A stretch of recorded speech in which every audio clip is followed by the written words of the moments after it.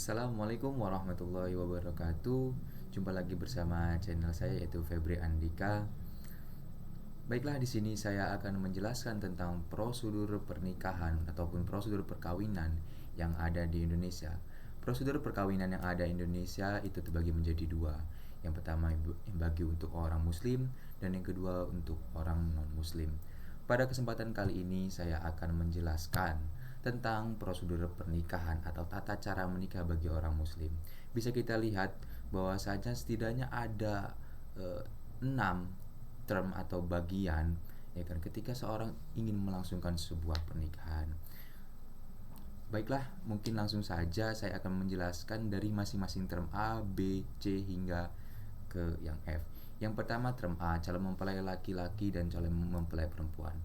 Term A, kedua calon mempelai benar-benar telah yakin akan keputusannya yang didasari rasa saling mencintai. Sudah jelas bahwasanya ketika sepasangan ingin melangsungkan perkawinan, maka harus didasari dengan rasa saling mencintai. Ketika keduanya tidak saling ada rasa cinta, maka akan berdampak terhadap kelangsungan ikatan perkawinan mereka. Yang kedua yaitu calon pengantin harus benar-benar terbebas dari halangan melangsungkan perkawinan menurut hukum syar'i, seperti tidak mempunyai hubungan nasab yang dekat, tidak ada hubungan sepersusuan, tidak ada hubungan persemendaan, dan sedang tidak memiliki ikatan pernikahan dengan orang lain. Di dalam Al-Quran, Quran Surah An-Nisa sudah tertera tentang siapa saja yang haram, yang dilarang untuk dinikahi, yaitu pada ayat ke-22 sampai dengan ayat ke-24.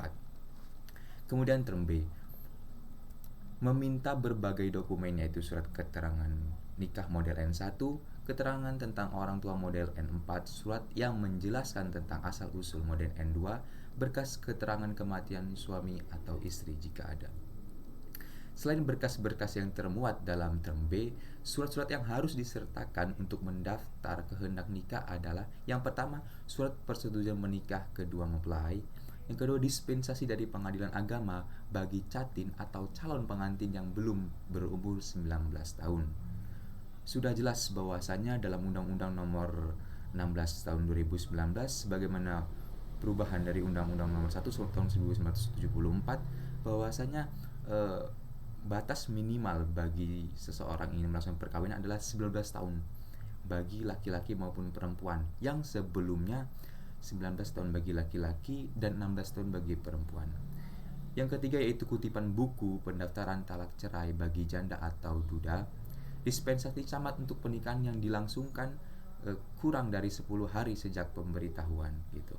Jadi ketika pernikahan yang dilangsungkan kurang dari 10 hari sejak pemberitahuan, maka harus mendapatkan dispensasi dari camat setempat. Yang kelima itu izin pengadilan agama bagi yang berpoligami.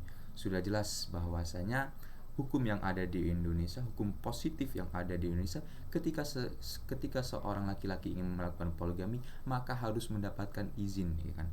Izin dari pengadilan agama dan tak lupa izin dari istri yang pertama gitu. Yang keenam yaitu izin pejabat yang berwenang bagi ABRI, ya kan? Proses tersebut dilakukan di KUA yang mewilayai tempat tinggal calon pengantin perempuan. Yang selanjutnya term C, sebelum dokumen diproses oleh KUA, maka menurut PP 48 tahun 2014 sebagaimana perubahan dari PP nomor 47 tahun 2004, PMA nomor 24 tahun 2014, pendaftaran nikah jika dilakukan di luar balai nikah membayar 600.000, ya kan? Dan jika akan dilakukan di balai nikah maka tidak dipungut biaya.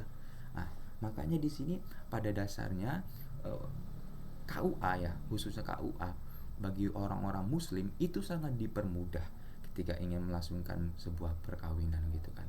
Contohnya ketika dilakukan di balai nikah gratis gitu. Namun jika dilakukan di luar balai nikah hanya membayar 600.000 gitu. Jadi sudah sangat jelas bahwasanya pernikahan yang ada di Indonesia itu dipermudah gitu kan.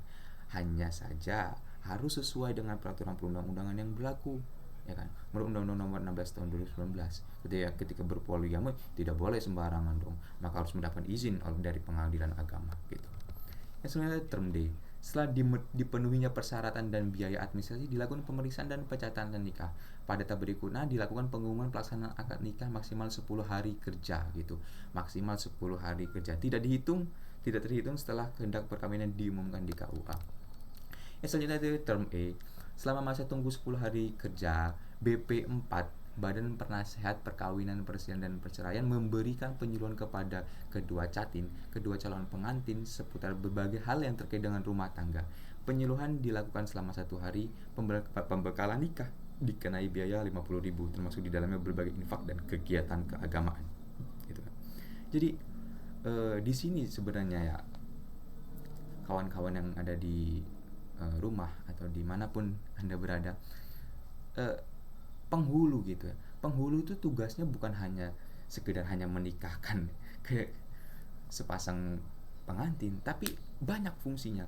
Ketika terjadi perselisihan misalnya, ketika terjadi perselisihan antara kedua calon mempelai tersebut, maka bisa diselesaikan meminta saran gitu kan, atau meminta sebuah mediasi dari penghulu gitu. Jangan sampai ketika terjadi perselisihan di antara kedua calon mempelai tersebut justru malah terjadi perceraian jika tidak ditangani dengan baik gitu. Di sini KUA penghulu telah menyediakan fasilitas terhadap barang siapa yang mempunyai masalah dalam hal pernikahan di dalamnya. Yang sudah term terakhir yaitu term F. Sebelum akad, penghulu petugas KUA mericek berbagai persyaratan baik menurut agama maupun negara. Setelah diucapkan ijab kabul, maka status suami istri telah sah di sandang kedua mempelai yang dibuktikan dengan kutipan akta nikah yang ditandatangani oleh kedua mempelai, saksi, wali dan penghulu. Sudah jelas bahwasanya sebelum akad itu ya penghulu harus mericek data-datanya gitu, baik data dari kedua mempelai gitu, saksi, walinya itu harus jelas. Karena apa?